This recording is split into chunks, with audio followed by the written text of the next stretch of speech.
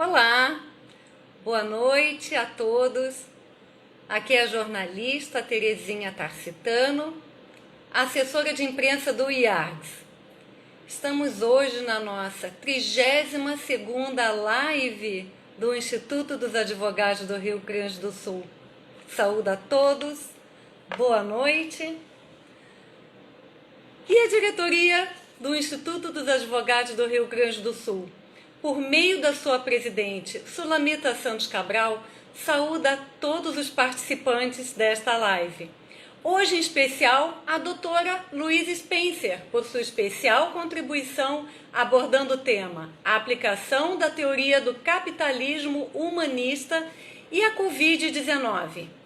A diretoria agradece também a diretora do Departamento de Integração, Ana Amélia Prates, que juntamente comigo está fazendo a transmissão dessas lives pelo perfil do IARGS no Instagram, além de toda a equipe do Instituto. O site, o blog, as redes sociais, o canal do YouTube estão sendo constantemente atualizados com uma variada programação. Para quem perdeu a live, quer assistir novamente, ou mesmo as videopalestras, todas elas estão sendo postadas no canal do YouTube do IARGS. Para acessar, basta pesquisar em Instituto dos Advogados do Rio Grande do Sul ou IARGS. A presidente do Instituto, a doutora Sulamita Santos Cabral, ela convida a todos para se inscreverem no canal do YouTube. Basta colocar lá no canal do YouTube, Instituto dos Advogados do Rio Grande do Sul ou IARGS. Está feito aqui o convite da doutora Sulamita. As atividades do Instituto, deixa eu já aqui colocar a doutora Louise, para ela já entrar ao vivo, que é a nossa convidada de hoje. Aguardando aqui a conexão.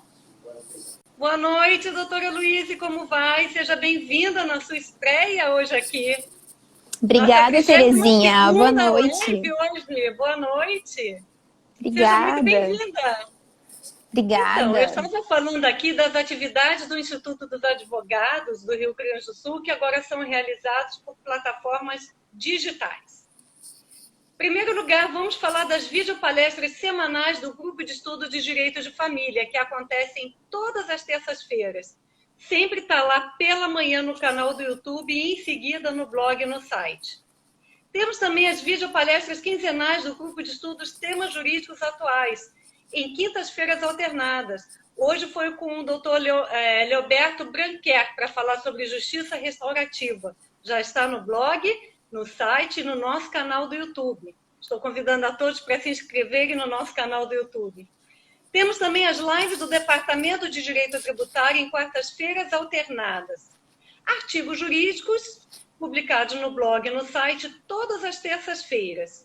Comentários sobre o livro do IARGS, o livro histórico 93 anos, que é publicado todas as segundas-feiras, tanto no blog quanto no site. E as lives sempre mediadas por mim e pela doutora Ana Amélia, todas as terças-feiras e quintas-feiras, às 20 horas. E a nossa convidada da live de hoje é a advogada Louise Garcia Spencer. Ela é especialista em processo civil pela URGS em 2017, membro da Comissão de Proteção dos Direitos do Consumidor. O tema da live dela de hoje é a aplicação da teoria do capitalismo humanista e a Covid-19. Deixa eu lhe saudar novamente, dando uma boa noite, doutora. Boa noite, Bem-vinda Terezinha. na sua estreia. Obrigada, Estava agora falando da nossa plataforma digital. Tá muito bom esse canal do YouTube, tem muito conteúdo recente, atualizado para todos os advogados. Quem ainda não se inscreveu, quer incentivar.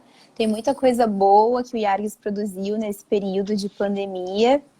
Então, incentivo a todos que ainda não se inscreveu no canal, se inscreve. Tem muitas lives que já estão registradas lá, que vale muito a pena conferir. Todas estão lá. Hoje é a 32ª. Então, querida, entre os tópicos a serem abordados hoje pela doutora Louise estão o contexto da pandemia e o conflito entre o capitalismo e os direitos humanos, o conceito da teoria do capitalismo humanista, caso paradigmático que aplicou a teoria, a aplicação desta jurisprudência por analogia ferramentas de aplicação do capitalismo humanista, hoje extrajudicial, dever de renegociação, probidade, boa-fé e dever de mitigar o próprio prejuízo. Mas eu queria saber, assim, logo de início, como é que surgiu essa teoria do capitalismo humanista? Certo. Então, eu queria dar boas-vindas a todos que estão na live, agradecer o convite do IARGS, na pessoa da doutora Sulamita Cabral, presidente da instituição. Agradecer a ti também, Terezinha, que tem participado dessas lives, né? Tem sido muito enriquecedor. E eu escolhi esse tema justamente porque ele vem à tona nesse momento que nós vivemos de pandemia. Essa teoria, ela surgiu em 2008, através do professor Ricardo Sayegh, que é professor da PUC de São Paulo, de Direitos Econômicos, e ela veio agora com mais ênfase em razão de uma indicação do ministro Moura Ribeiro, que aplicou essa teoria em um dos seus julgados, e foi indicado ao Prêmio Nobel da Paz para esse ano. Então, essa teoria ela ganhou uma força agora, nesse momento, em razão da pandemia, em razão da aplicação dela em um dos casos com indicação ao Prêmio Nobel da Paz. Existe alguma previsão constitucional para essa teoria, doutora Luísa? Sim, existe. Essa previsão ela está na Constituição, quando trata do regime econômico, e ali no artigo 170, a gente fala sobre os princípios que regem a ordem econômica, e ela está de acordo com o princípio da dignidade da pessoa humana, que é um princípio constitucional, uma garantia constitucional, que advém da Declaração de Direitos Humanos de 1948. Então, essa teoria ela está implícita na Constituição e ela é aceita pelo nosso ordenamento. Ela só foi levantada através desses estudos do professor Ricardo Sayegh, em 2008. E ela foi divulgada no livro em que o professor Ricardo Sayegh escreveu junto com Wagner Balera, em 2011, essa teoria. Então, ela foi aplicada no Tribunal de Justiça de São Paulo, quando o ministro Moura Ribeiro era desembargador. Então, ela surgiu em São Paulo. O efeito prático dela, doutora Luísa, como é que se aplica essa teoria? Ela visa equilibrar os direitos humanos e os direitos econômicos. Porque quando nós falamos em capitalismo, nós pensamos em lucro. E o capitalismo, ele precisa de recursos humanos. Então, hoje é muito latente que se nós formos olhar apenas para o capitalismo vai colocar as pessoas a trabalharem e muitas vezes pode colocar em risco os direitos humanos. No contexto que nós vivemos, por exemplo, a gente se submete a um risco se os direitos humanos não forem respeitados, porque nós temos a disseminação de um vírus. Então, o capitalismo, se ele for pensar só no lucro, só no fato de que a máquina econômica precisa girar e desrespeitar os direitos humanos, ele vai ferir o direito à saúde das pessoas, ele vai ferir o direito à vida. Então, essa teoria ela busca o equilíbrio entre os direitos econômicos e os direitos humanos, buscando a coexistência desses direitos, trazendo uma análise jurídica do capital através das lentes dos direitos humanos. Esse caso pode ter alguma semelhança com essa nossa realidade ligada à pandemia, doutora Luísa? Sim. Esse caso, para quem tem interesse em anotar, os advogados que estão nos acompanhando, a doutora Margarete de São Paulo, aqui acabei de ver, está na live. É uma apelação, eu vou passar o número, é 991-06-05-4603. É uma apelação do Tribunal de Justiça de São Paulo. O caso era o seguinte, era uma instituição bancária que estava executando uma dívida e os devedores eram um casal.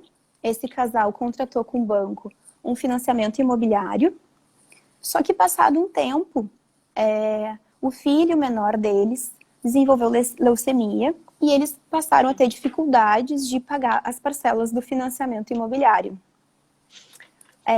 Então o banco executou os devedores, e os devedores eles assumiram a dívida, eles reconheceram o inadimplemento, mas eles justificaram que aquele filho menor havia sido detectado com leucemia, tiveram muitos tratamentos de saúde, despenderam muitos valores, e isso afetou a economia da família.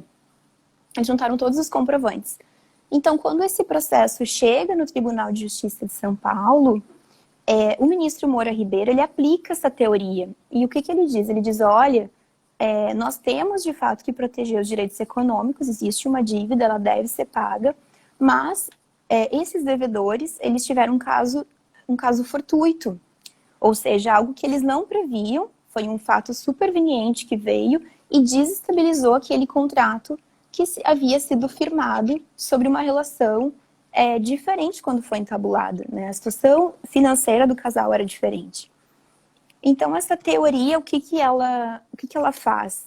Ela vê o capital, mas ela vê também os direitos humanos envolvidos.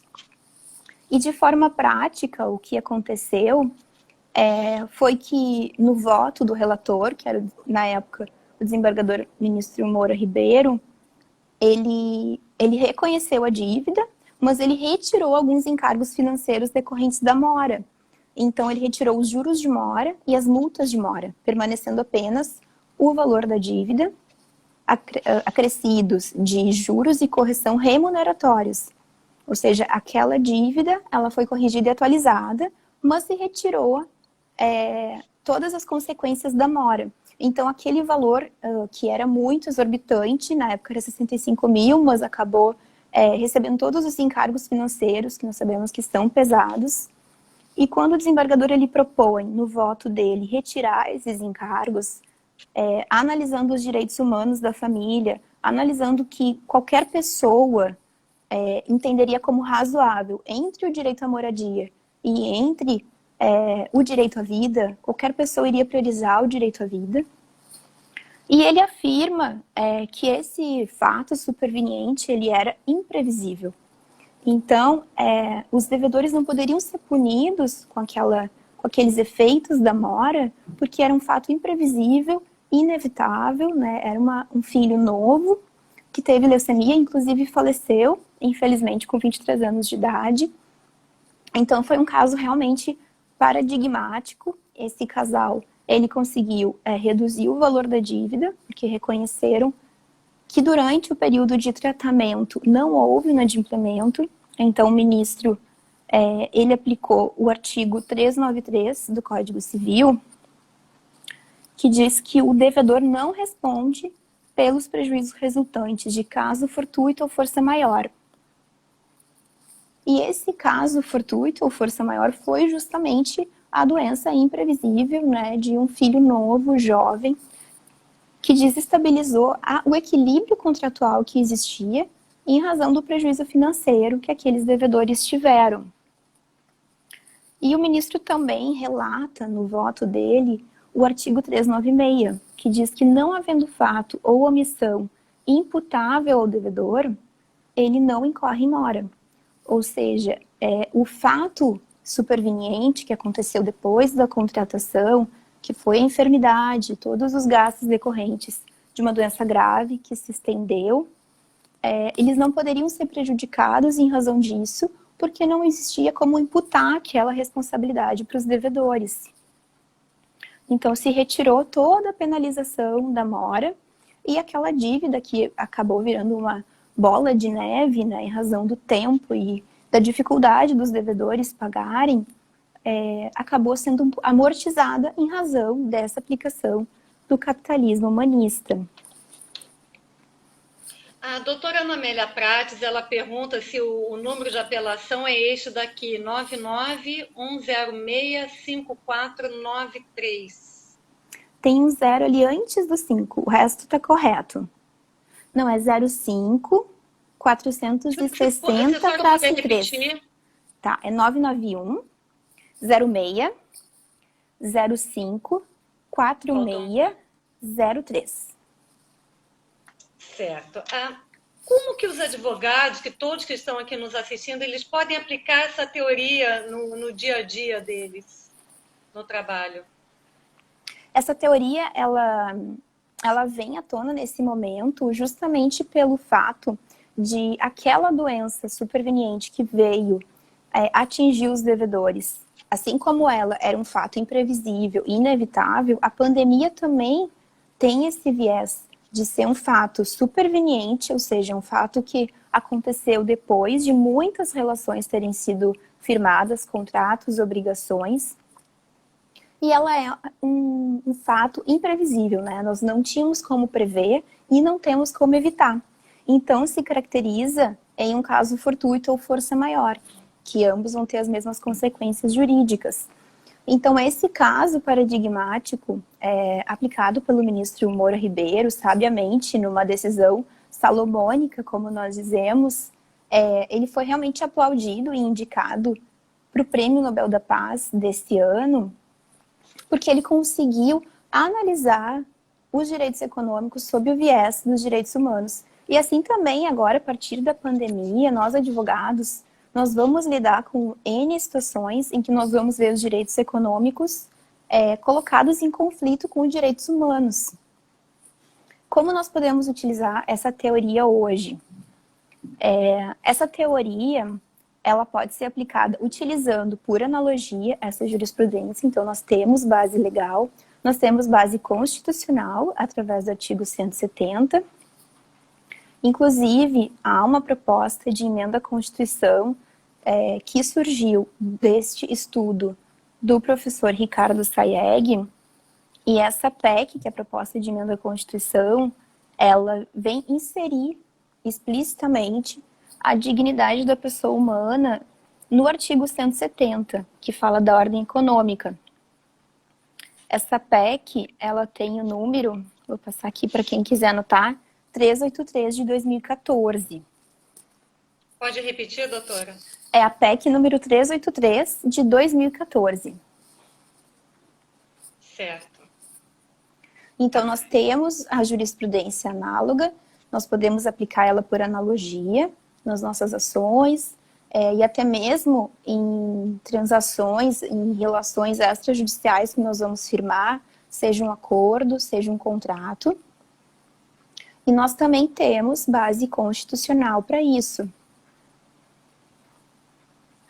Tanto em razão do princípio da dignidade humana da pessoa, esculpido na Constituição, como também em razão desses artigos do Código Civil que o ministro Moura Ribeiro sabiamente aplicou, o 393, o 394 e o 396 do Código Civil. Quero destacar aqui que a doutora Sulamita está nos assistindo, o doutor Roberto Marrone, a doutora Simone da Rocha Custódio, o doutor Cláudio Pires e a doutora Delma Íbias. Fora um monte de advogados que estão aqui prestigiando a sua estreia hoje aqui nas lives do Instituto dos Advogados do Rio Grande do Sul. Lembrando que esta live, todas as videopalestras estão postadas no canal do YouTube. E amanhã essa live já estará postada no nosso canal do YouTube. Doutora Sulamita convida a todos que se inscrevam no canal e cliquem no sininho para receber as notificações. Basta colocar Instituto dos Advogados do Rio Grande do Sul.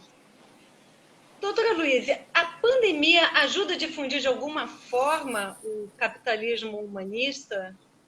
De que forma que isso pode acontecer, doutora?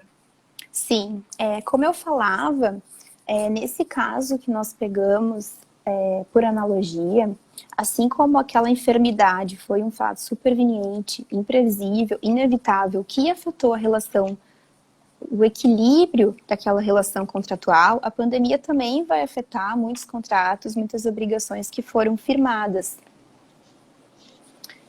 E nós temos um contexto em que a pandemia nos trouxe muitos efeitos, não só desemprego para quem tinha serviço nos moldes da CLT, mas também autônomos que tiveram redução de salário, pessoas que tiveram redução de carga horária e redução de salário consequentemente.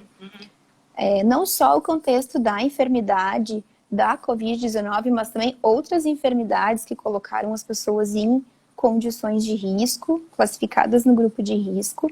Então, tudo isso causou muitas alterações no nosso cotidiano, na forma como nós nos relacionamos, e isso vai afetar também, isso vai ter consequências jurídicas em contratos, em obrigações, seja pessoas físicas ou pessoas jurídicas. Também existe um dado muito curioso, é que os divórcios e as dissoluções de união estável aumentaram durante o período de pandemia e de isolamento. Então, isso também vai gerar uma diminuição do recurso das pessoas e vai afetar a subsistência delas, vai afetar contratos que foram firmados, obrigações que foram estabelecidas e muitas falências de empresas, infelizmente, nós temos visto, né? Têm sido afetadas, têm gerado desemprego, superendividamento dos empresários, superendividamento dos consumidores, que acaba gerando a ruína dos empregados e dos consumidores. Então, esse efeito macro, ele realmente está afetando as relações jurídicas. Já existe algum índice em relação a isso que a senhora falou, número de divórcios, separações? A gente não tem um índice ainda. A gente não tem um índice, porque como as pessoas estão em isolamento, as pessoas têm evitado sair, evitado se expor, ainda muitas ações não foram propostas. Então, a gente não tem ainda a formalização desses divórcios, dessas dissoluções de união estável. As pessoas estão se separando de fato e deixando para regularizar posteriormente isso. E até em razão da necessidade de recursos, muitas vezes, acaba que essa dissolução de união estável acaba sendo postergada, mas existe sim um alto índice que já foi registrado, informal, do aumento de divórcio e de dissolução de união estável. E também outro índice muito interessante é que as pessoas têm recorrido mais para tratamentos psicológicos, né? Porque o isolamento tem afetado a saúde psíquica também das pessoas, então as pessoas estão tendo mais gastos com essa área da saúde, isso também afeta um orçamento, e isso também, se nós formos olhar sob o viés dos direitos humanos, isso afeta também os recursos da família e afeta também aquela previsão, por exemplo, de um contrato de financiamento de um carro, que agora as pessoas vão ter dificuldade de pagar, porque existem uma diminuição de uma renda, existe gastos supervenientes que não foram previstos, existem situações novas que são inevitáveis, então nós precisamos reanalisar, revisar os contratos, e aí a importância dos advogados buscar aplicar essa teoria, observar os direitos econômicos sob as lentes dos direitos humanos e trazer resoluções alternativas para essas pessoas, sejam nossos clientes empresas, sejam os nossos clientes consumidor, pessoa física. O advogado tem um papel fundamental nesse momento de buscar reconstruir não só a economia, mas também a vida das pessoas, né? Nós trabalhamos em prol da sociedade e nós temos um papel muito importante para desenvolver de forma consciente, seja advogando para uma empresa, seja advogando para um banco, seja advogando para uma pessoa física. Quero destacar aqui a doutora Maria Helena, a doutora também Maria Eneida, elogiando aqui a live, dando como excelente, dando parabéns. Aqui, obrigada. A senhora falando sobre esse tema. Há pouco falava sobre o ministro Moura Ribeiro. E se ele ganha o Nobel da Paz? Quais as consequências? Em que isso vai repercutir diretamente na sociedade? Isso vai não só incentivar impulsionar essa aplicação dessa teoria. A gente não tem uma aplicação muito disseminada ainda nos tribunais de justiça do Brasil. A gente não tem ainda.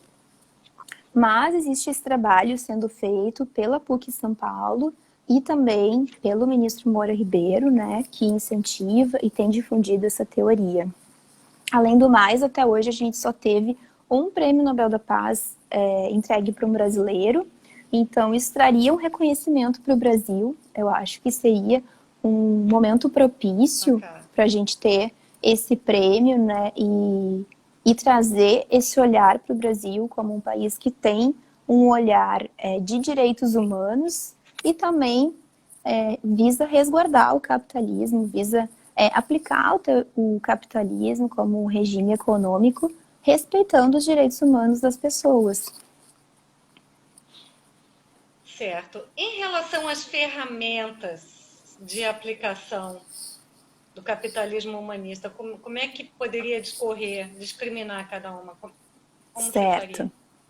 Essa parte eu acho muito interessante frisar, né? Como eu estava falando, os advogados têm um papel fundamental agora de ter esse olhar macro e de incentivar, sejam as empresas a proporem renegociação com seus clientes, seja as pessoas consumidoras a também buscarem seus direitos, buscarem uma renegociação, e o advogado ele pode trazer essa consciência no seu cliente de que é um momento em que nós precisamos exercer a solidariedade como um princípio constitucional que nós temos na nossa Constituição, é um objetivo da nossa República, é a solidariedade e a dignidade da pessoa humana.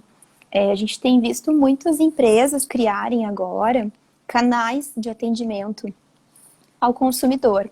Então, nesses canais de atendimento que foram, não é só o SAC, o Serviço de Atendimento ao Consumidor, mas é um canal específico para renegociação de dívidas, para reparcelamento, para opções de desconto, porque as empresas estão se dando por conta que a ruína do consumidor vai ser a ruína deles, né? Então, quando o consumidor está super endividado, isso vai refletir na nossa sociedade.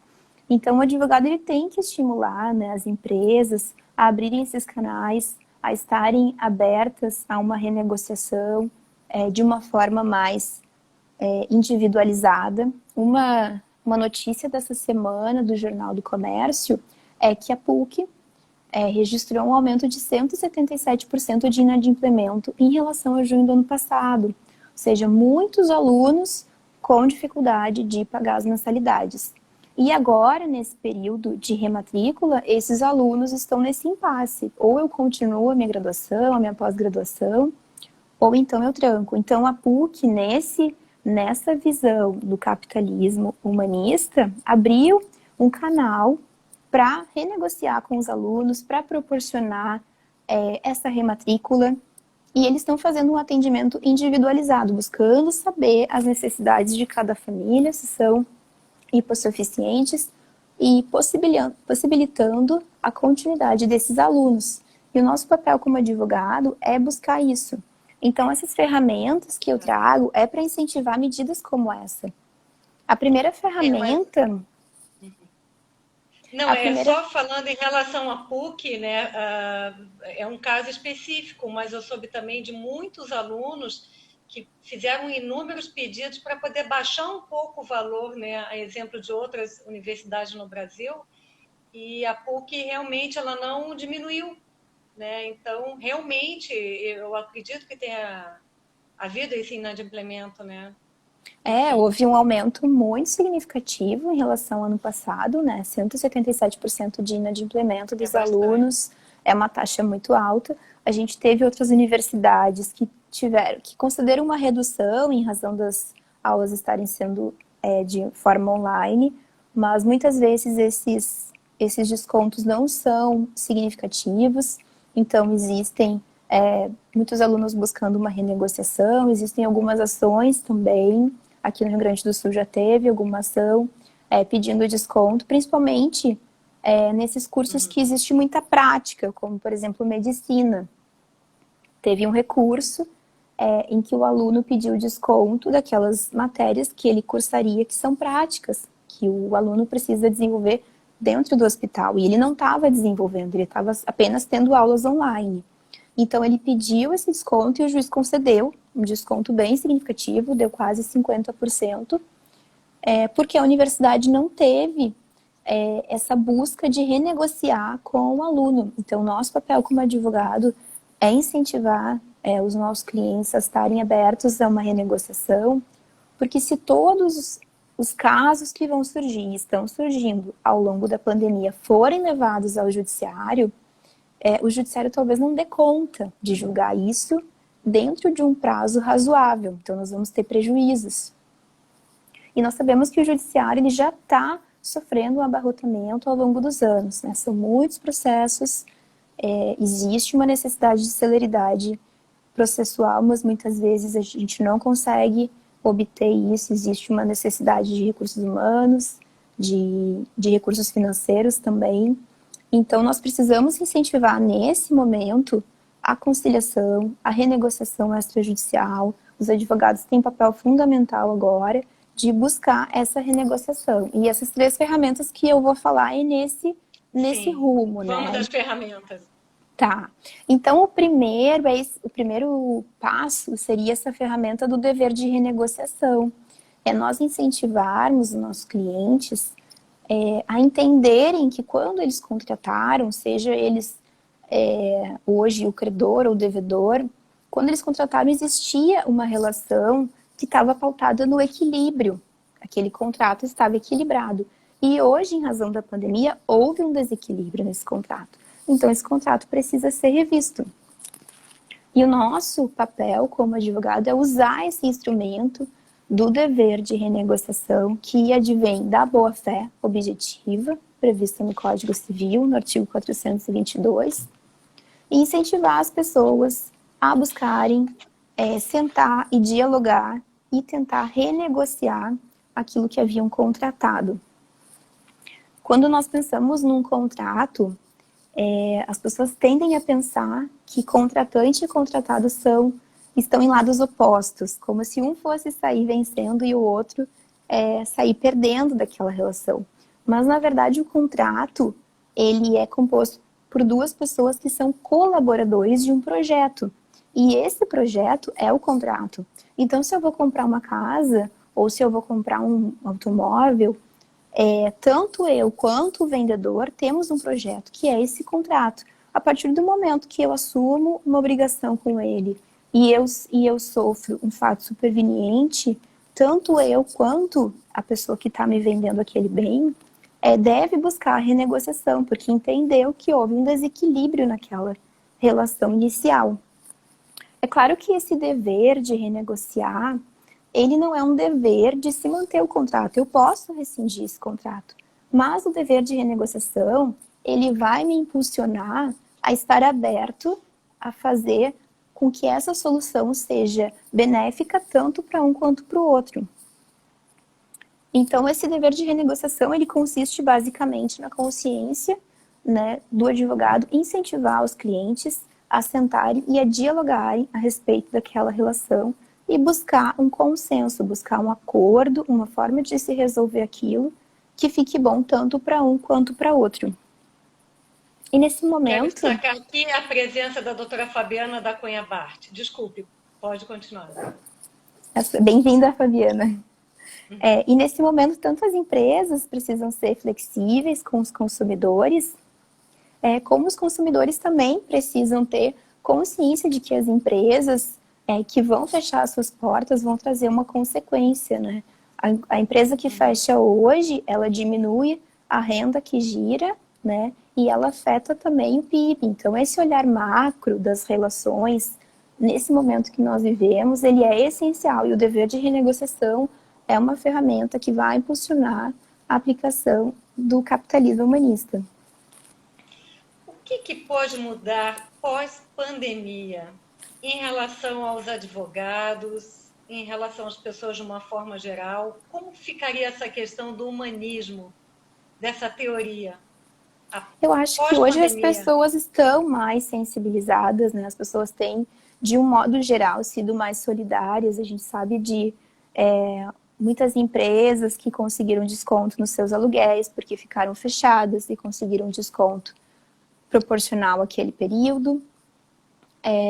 Muitas pessoas também que moravam de aluguel conseguiram desconto em suas casas. Então, a gente tem visto esse movimento, mas, no geral, o consumidor, às vezes, é muito prejudicado por empresas de grande porte, né? Um dos exemplos é as questões das passagens aéreas. A resolução que veio determinar o reembolso das passagens, ela impôs que pode ser parcelado em até 12 vezes. Então, isso está trazendo um certo prejuízo para os consumidores, porque eles pagaram por uma passagem, eles querem o dinheiro deles de volta. Mas agora, as empresas aéreas vão fazer isso parcelado em até 12 vezes. Então, realmente, a gente precisa incentivar essa aplicação do capitalismo humanista, porque nós temos uma série de pessoas que foram afetadas pela pandemia, dificilmente alguém saiu ileso. E esse dinheiro agora, para muitos consumidores, seria muito bem-vindo, mas eles não vão obter o reembolso integral, eles vão obter o reembolso parcelado. Em alguns poucos casos, as companhias têm concedido o reembolso integral, pago de uma vez só. Às vezes sofre também descontos de encargos e multas. Mas, no geral, as companhias aéreas têm sinalizado que elas vão fazer o reembolso parcelado. Doutora Luiz, alguma coisa que eu ainda não tenha perguntado em relação ao seu tema, ligado à aplicação da teoria do capitalismo humanista e à Covid? Sim, eu queria trazer aqui a segunda ferramenta, né? Eu falei da primeira, mas eu também tenho outras duas para trazer. Para quem tiver interesse nessa resolução das passagens aéreas, ela foi regida pela medida provisória 925 de 2020. Então, para quem está tomando nota, essa medida provisória está regulamentando os cancelamentos das passagens aéreas dos consumidores, a forma de reembolso e também pacotes de viagem também nessa medida provisória. Qual o número, doutora? 925 de 2020. Ok. Então, considerando que essa primeira ferramenta que eu trouxe é o dever de renegociação, que vai impulsionar as partes a dialogarem, a sentarem à mesa e buscarem uma solução, a gente tem essa segunda ferramenta, que é a probidade e a boa-fé. A probidade e a boa-fé, elas estão previstas no Código Civil, no artigo 422, que diz que os contratantes são obrigados a guardar, assim na conclusão do contrato, como em sua execução, os princípios de probidade e boa-fé.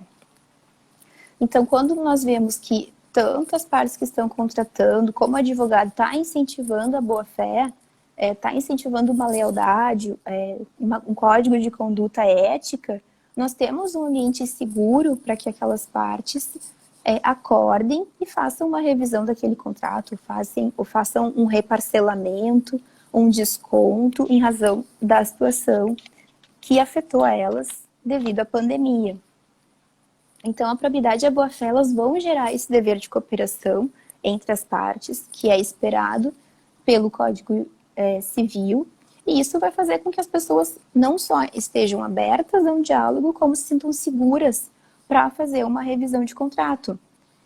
Eu tive um caso recentemente de um cliente que ele tem uma academia e ele havia contratado o arrendamento dos equipamentos de musculação.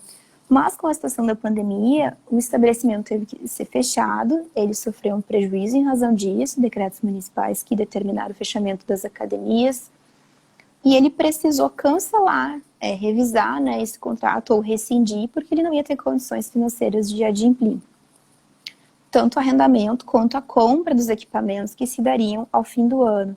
Então, a minha atuação como advogado nesse caso, em que inicialmente eles queriam ir para o judiciário, foi buscar essa renegociação, foi buscar o diálogo, mostrar que tanto o arrendatário quanto a outra parte também estava de boa fé e gostaria de fazer o pagamento para rescindir o contrato, e a gente conseguiu um acordo, a gente conseguiu colocar garantias para que ambos se sentissem seguros da rescisão desse contrato, e ficou bom tanto para um lado quanto para o outro. Então, esse foi um caso em que eu vi que essa aplicação do capitalismo humanista foi bem sucedido, porque essa situação conseguiu ser resolvida num tempo hábil, muito mais rápido. Na prática, né? Exato, muito mais rápido que submeter a um poder judiciário. Muitas vezes o juiz não consegue ter conhecimento do todo, da possibilidade econômica das partes, da necessidade. E o advogado, ele consegue, porque ele tem esse contato pessoal com o cliente. Então, você pode, como advogada, né, para aqueles que estão nos assistindo aqui, tanto tratar com a outra parte, como também tratar com o advogado, né? Muitas vezes a pessoa se sente insegura de renegociar com o advogado, então concede o telefone do seu advogado. E essa conversa, esse diálogo, ele vai nos levar para um caminho de resolução extrajudicial, né? Nós temos hoje muitos meios de resolução de conflitos alternativos que já estavam em voga antes e que agora são incentivados, não só essa consultoria jurídica, assessoria com fins de resolução extrajudicial, mas também mediação, arbitragem, outros métodos de resolução de conflito que têm sido incentivados principalmente agora em épocas de pandemia, porque nós precisamos de uma resposta rápida para os nossos clientes e nós precisamos saber como lidar com essas situações agora. Então, muitas vezes o acordo, essa resolução extrajudicial vai trazer uma garantia, vai trazer um resultado eficaz e rápido para ambas as partes. Então, é um resultado realmente muito útil. Entendi.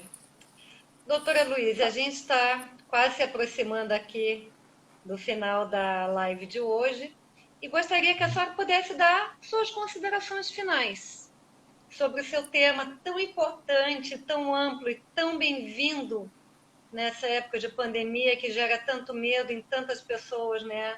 Como que os advogados deveriam se portar em relação à aplicação da teoria, a teoria do capitalismo humanista?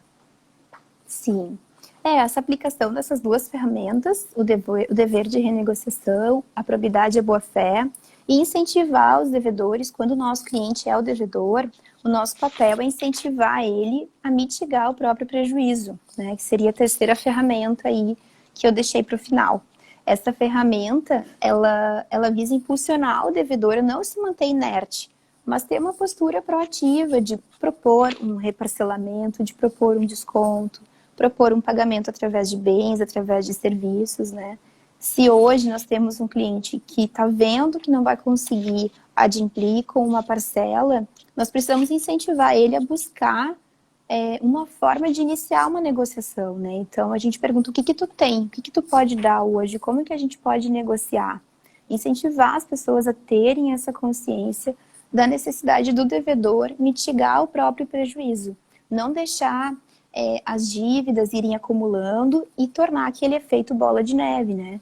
Então, quando eu tenho essa consciência que eu incentivo o meu cliente a mitigar o próprio prejuízo e o devedor cria essa consciência, a gente tem reflexos na economia, a gente tem reflexos na sociedade e isso vai trazer satisfação não só para o credor, que tem a expectativa e o direito de receber aqueles valores, como também vai trazer um benefício para o devedor, porque ele vai evitar pagar um valor muito maior, porque quanto antes ele pagar, menos juros, menos correção monetária vai incidir. Então, incentivar nossos clientes ao dever de renegociação, a probidade e boa-fé e a mitigar o próprio prejuízo quando eles são os devedores. Entendi. Aqui a doutora Andressa Fonseca está dando os parabéns, doutora, pelo desenvolvimento deste caso. Obrigada, Andressa. Um abraço. Alguma outra palavra? Doutora Luísa, para encerramento, alguma mensagem? Para quem tiver interesse em divulgar as medidas que estão sendo tomadas de renegociação ou de desconto, de reparcelamento, o PROCON do Rio Grande do Sul tem uma cartilha muito interessante no site deles. Você pode entrar no site do PROCON, ali na página inicial já tem a cartilha, e ali traz muitas orientações. Então, se você tem alguma dúvida ou você quer, como advogado, trazer essa informação para o seu cliente, essa cartilha está bem elaborada, tem ali as medidas provisórias que regularam a suspensão dos cortes de água, suspensões de corte de luz, também tem a medida provisória que veio regimentar as passagens aéreas, os pacotes de viagens. Então, ele tem muitas informações para quem foi afetado pela pandemia, precisa renegociar, precisa rever relações contratuais que foram afetadas. Perfeito, doutora Luísa. Quero muito lhe agradecer pela sua participação hoje na live. Lembrando a todos que esta live já vai estar amanhã no nosso canal do YouTube e posteriormente no nosso blog e site. Incentivo a todos a se inscreverem no nosso canal do YouTube. Basta colocar na pesquisa Instituto dos Advogados do Rio Grande do Sul ou IARDS. Seja sempre muito bem-vinda. Obrigada pela explicação tão precisa sobre o capitalismo humanista e a Covid-19. Muito obrigada. Boa noite mais uma vez. Seja sempre muito bem-vinda. falo aqui em nome da nossa presidente Sulamita Santos Cabral. Obrigada, noite, Terezinha. Obrigada pela oportunidade. Parabéns ao Iagos por esse debates jurídicos nas lives de terça e quinta. Para quem ainda não assistiu, convido que participem. Muito obrigada. Vou agora chamar a convidada da próxima live da terça-feira que vem. Tá, ok. Muito Perfeito. obrigada, Até doutora. mais. Um abraço. Boa noite. Outro. Boa noite. Boa noite.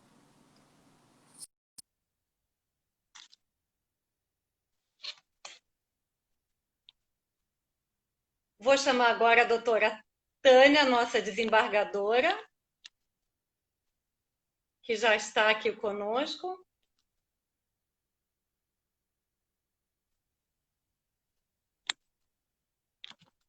Conectando com ela.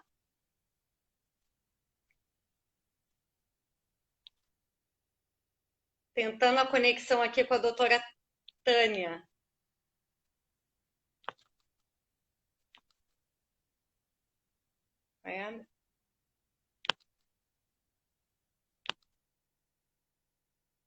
Não estou conseguindo.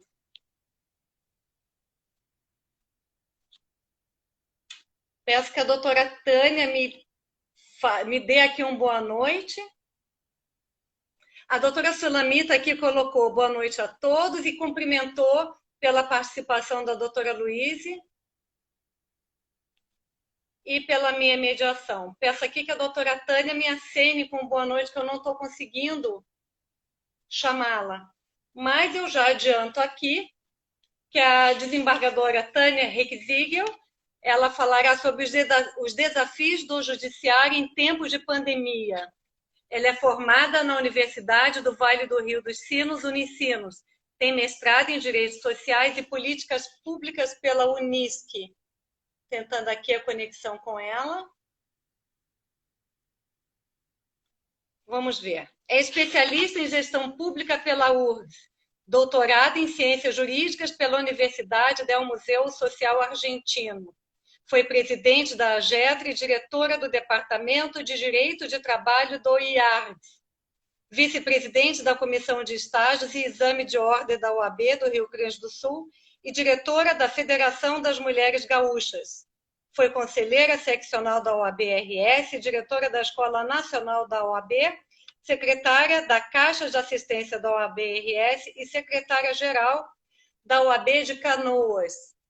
Estou tentando aqui conectá-la. Tentar aqui mais uma vez com a doutora Tânia. Acho que agora vai. Aguardando aqui a conexão com a desembargadora Tânia Reckziegel. Olá! Conseguimos! Agora Boa consegui. noite! Boa noite, tudo bem? Seja bem-vinda! Tá bem. Não tem problema, deu certo. O importante é que deu certo. Deu certo. Está valendo aqui o seu currículo, Tá que bem, é bem tá. extenso, então. A doutora Tânia também ingressou no tribunal em outubro de 2012 pelo 5º Constitucional como representante dos advogados.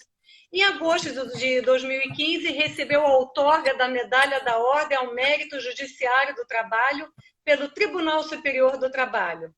Em março de 2019, recebeu o troféu Mulher Cidadã 2019 pela Assembleia Legislativa. Foi presidente do Instituto de Pesquisas e Estudos Avançados da Magistratura e do Ministério Público do Trabalho, no período de 2018 a 2019. E em fevereiro desse ano, foi empossada para atuar como conselheira do Conselho Nacional de Justiça. Boa noite, doutora Tânia, como vai? Boa noite, tudo bem? Um prazer falar com vocês. Estava assistindo a live, daí depois quando tentei conectar, estava com um pouco de dificuldade. Acho que aqui na Zona Sul hoje a internet não está muito boa, mas o prazer é meu de conversar com vocês. Gostaria que desse uma palhinha sobre o seu tema, que é os desafios do judiciário em tempos de pandemia. Quero convidar todos para a live da próxima terça-feira, cuja mediação vai ser feita pela colega Ana Amélia. Tá bem, Se a senhora puder falar um pouquinho como é que vai ser. Vamos falar um esse pouquinho tema. desse momento, né? Difícil para todos, mas que o judiciário não pode parar. A gente está super 100% ligado na internet, né? E é um dos nossos grandes desafios, inclusive. Agora foi um exemplo, tentava conectar e não estava conseguindo. Vou conversar com vocês um pouquinho das medidas tomadas, as resoluções e como é que tomamos as medidas lá no CNJ, como é que é formalizada, como é que se compõem as nossas resoluções que vêm afetar, né, a todos os atores do judiciário, aos juízes, aos advogados, aos servidores, ao jurisdicionado em si, principalmente nesse momento de pandemia. Vai ser uma conversa bem legal entre amigos. Eu tenho muita saudade dos meus amigos do Rio Grande do Sul, principalmente dos meus amigos do IARGS, mas esse momento de pandemia é o que nos resta a gente fazer essa aproximação, calor humano, assim, como a gente está fazendo nesse momento de hoje. Muito obrigada pelo convite. Muitas alterações, muitas mudanças, né, doutora? Isso. Quero agradecer a doutora Sulamita, mandar um beijo, um carinho, um abraço bem especial para ela. E semana que vem a gente conversa um pouquinho mais, então, sobre as medidas aí, a atuação do CNJ nesse momento de pandemia. Perfeito, doutora Tânia, muito obrigada. Seja sempre muito bem-vinda e até terça-feira com a mediação da colega Namélia Prates. Tá bem, um abraço e boa noite. Um abraço, até semana que vem. Até, obrigada, tchau. Obrigada, boa noite. Desejo a todos boa noite e lembrando que a live de hoje vai estar já amanhã no nosso canal do YouTube, no canal do YouTube do IARGS. Para pesquisar, basta colocar Instituto dos Advogados do Rio Grande do Sul ou IARGS. Quero agradecer pelo carinho, pelo prestígio de todos e até terça-feira que vem, em nome da nossa presidente Sulamita Santos Cabral. Um abraço a todos, boa noite.